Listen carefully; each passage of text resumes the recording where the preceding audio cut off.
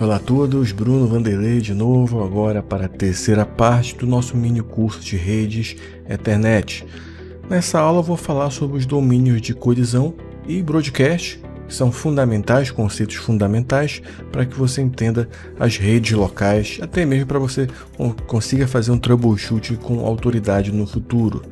Sempre lembrando, pessoal, eu tenho o meu curso de formação em rede de computadores. Quem tiver interesse, eu tenho links aqui embaixo que falam sobre ele, explicam mais sobre ele, prepara para a certificação Cisco CCNA e CompTIA Network Plus. Eventualmente eu tenho algumas promoções com ele e tem também aqui o link embaixo para você pegar esse material de aula e acompanhar este mini curso. Se você já tiver cadastro, não tem problema, você faz lá o cadastro de novo, você não vai ter um cadastro duplicado, apenas você vai atualizar o seu cadastro atual. Tudo bem, pessoal? Então, sem mais delongas, vamos com tudo.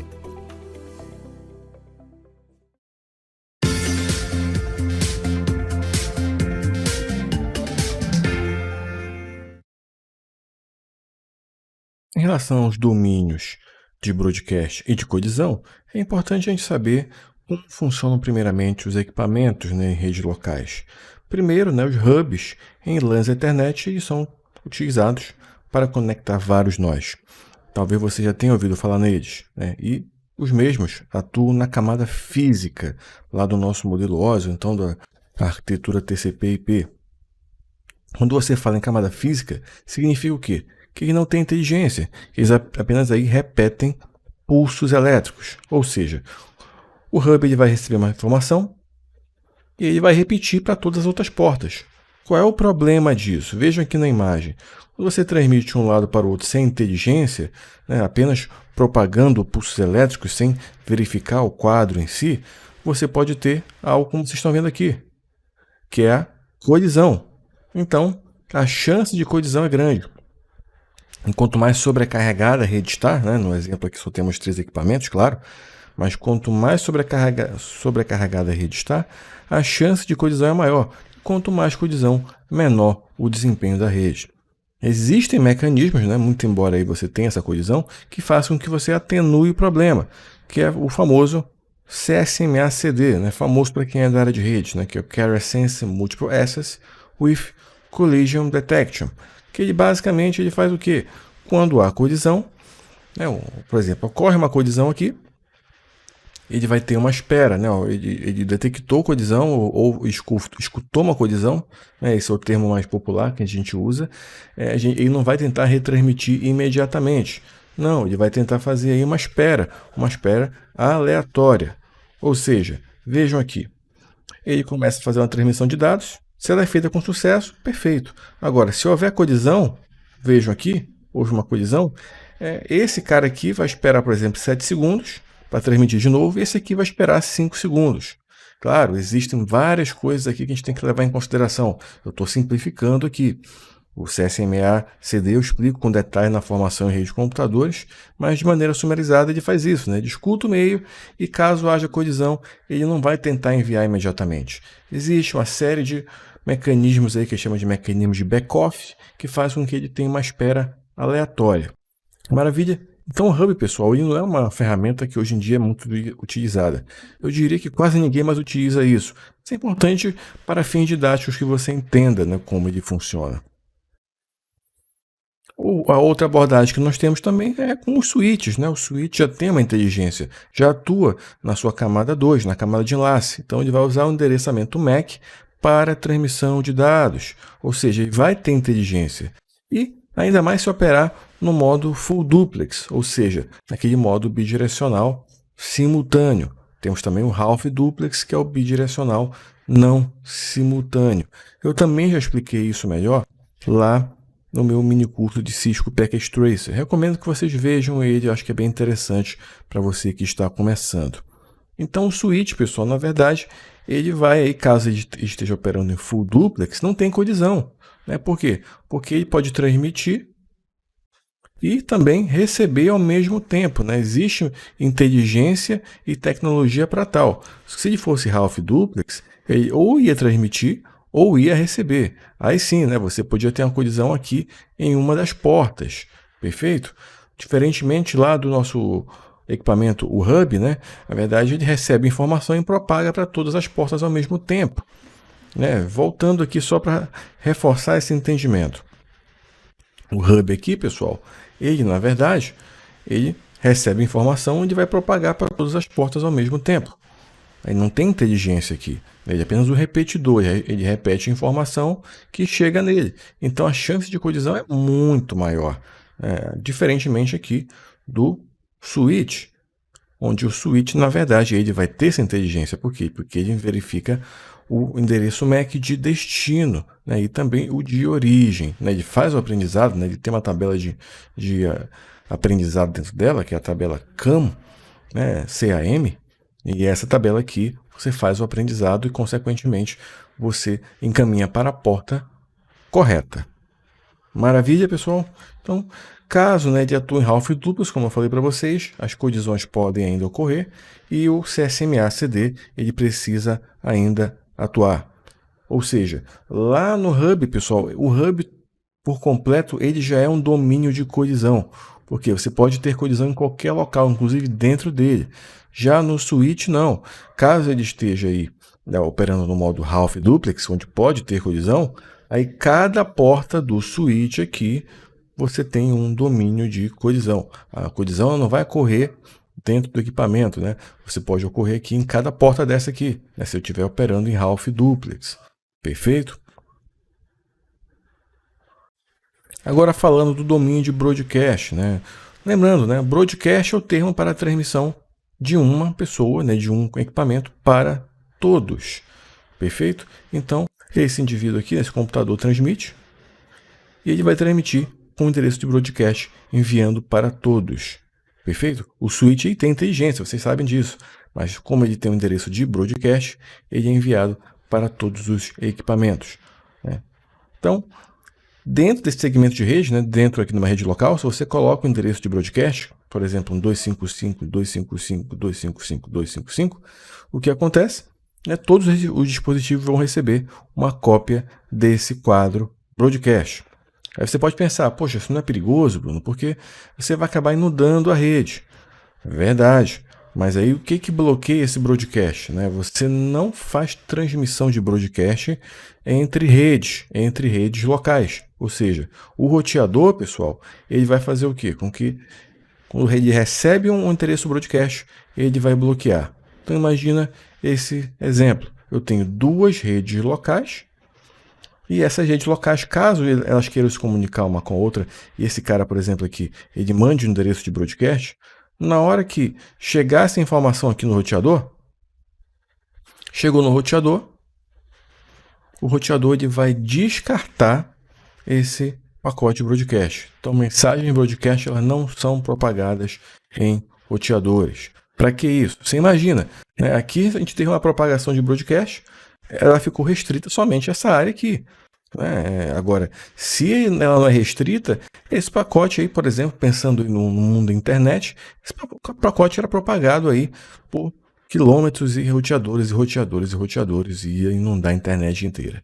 Né? Claro que né, os engenheiros de rede foram bastante sagazes, né, e já viram isso, e por isso essa não é uma abordagem utilizada em redes de computadores.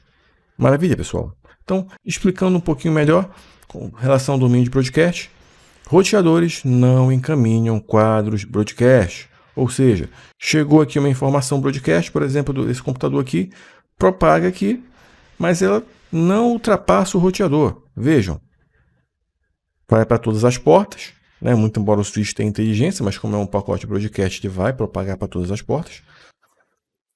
Chegou no roteador, essa informação aqui, ela para, pessoal. Então, cada porta do roteador pode ser considerado um domínio de broadcast. Então, tem um domínio de broadcast aqui, né, uma rede local aqui, outro domínio aqui e outro domínio aqui. 1, 2, 3 domínios de broadcast, né, e cada porta do switch aqui é considerado um domínio de colisão, né, pessoal? Então, vejam aqui, eu tenho 1, 2, 3 domínios de broadcast. E pensa aí, quantos domínios de colisão a gente vai ter? A gente vai ter uma porta aqui, 2, 3, 4 domínios de broadcast. tem as portas aqui, né? A própria porta do roteador, né, ligado com outro equipamento, é uma porta de domínio, né, de colisão, melhor dizendo, né? Então eu tenho 4 portas aqui, mais 2 aqui, 6. Perfeito?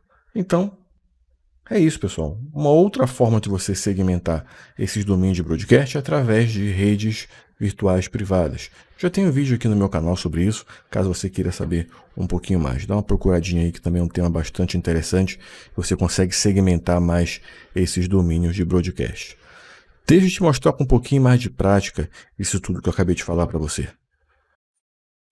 Então, pessoal, nesse exemplo aqui, deixa eu te mostrar como funciona o comportamento de um pacote dentro dessa rede local. Lembrando, né, eu tenho quantos domínios de broadcast aqui? Nesse caso, eu tenho só um, né, eu tenho uma única rede local. Se eu tivesse aqui, por exemplo, um outro roteador, por exemplo, vou botar um roteador aqui, e esse roteador ele tivesse aí ligado em uma outra rede local, sei lá, tá ligado aqui no outro computador, né, um switch. Estou fazendo só um exemplo muito rudimentar, tá, pessoal? Só para ilustrar mesmo.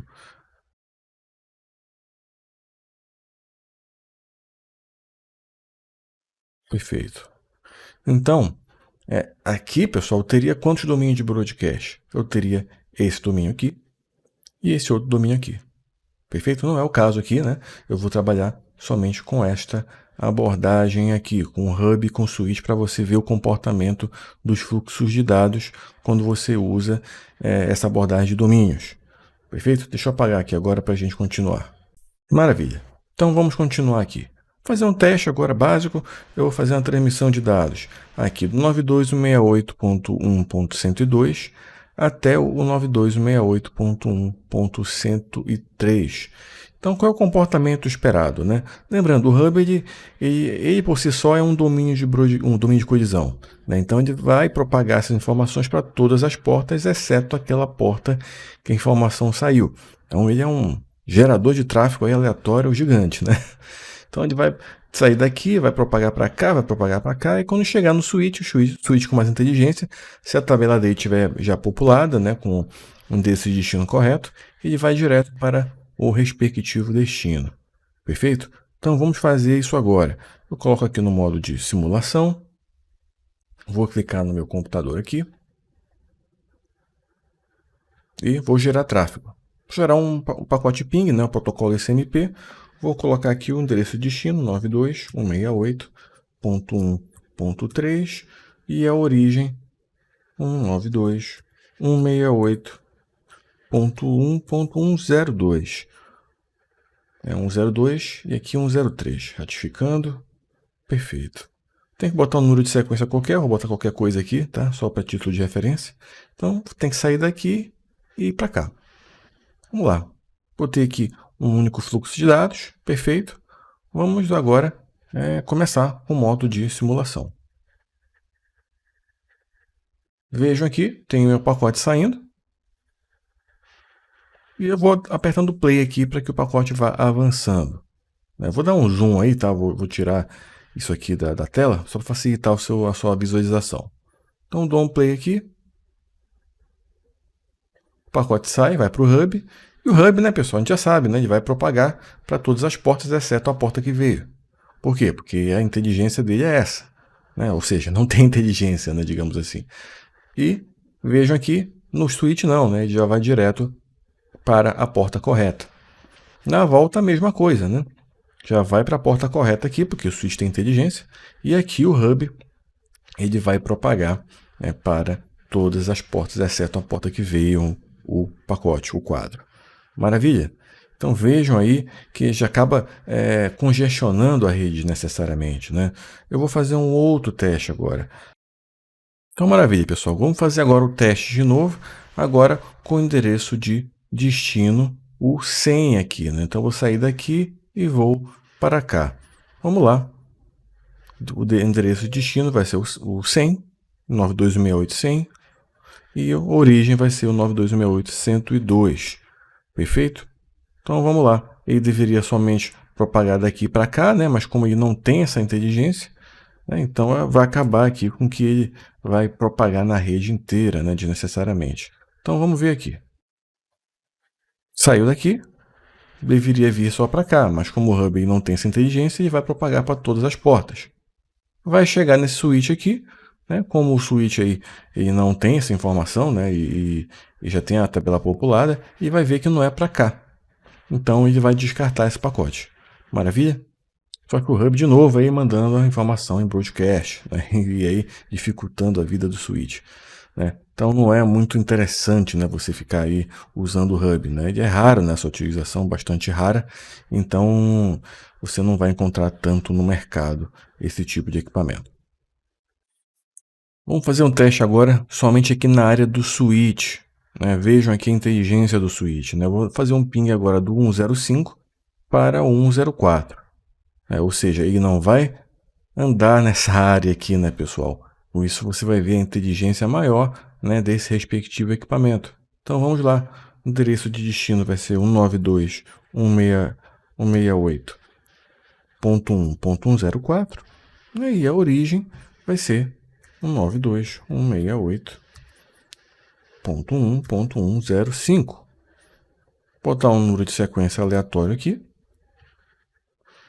E vamos fazer a mesma coisa, né? Como a gente está usando o switch, o máximo que pode acontecer, né, é ele propagar realmente, em princípio, para todas as portas, caso ele ainda não tenha na sua memória aqui, na sua memória CAN, o endereço de destino, que é o 104. Mas na segunda vez que a gente fizer isso, ele já vai ter memória e ele já vai agir da forma correta. Perfeito? Então vamos fazer o teste agora.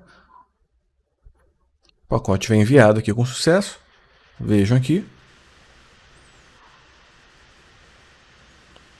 Chegou no switch, se já tiver na memória dele, já vai encaminhar direto para o 104. E assim foi. Vejam, ele não vai para o outro lado, né? Ele não vai gerar aí broadcast, né? um domínio de colisão desnecessariamente, né? Então ele vai fazer isso com muito mais inteligência.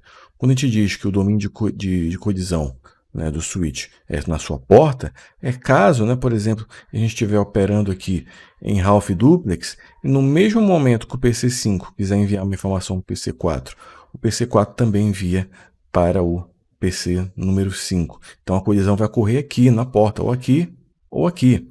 Não vai prejudicar toda a rede. Maravilha, pessoal? Então, era isso que eu tinha para mostrar para vocês hoje. Assim a gente encerra este mini curso de redes Ethernet. Um grande abraço a todos e te vejo no meu próximo vídeo.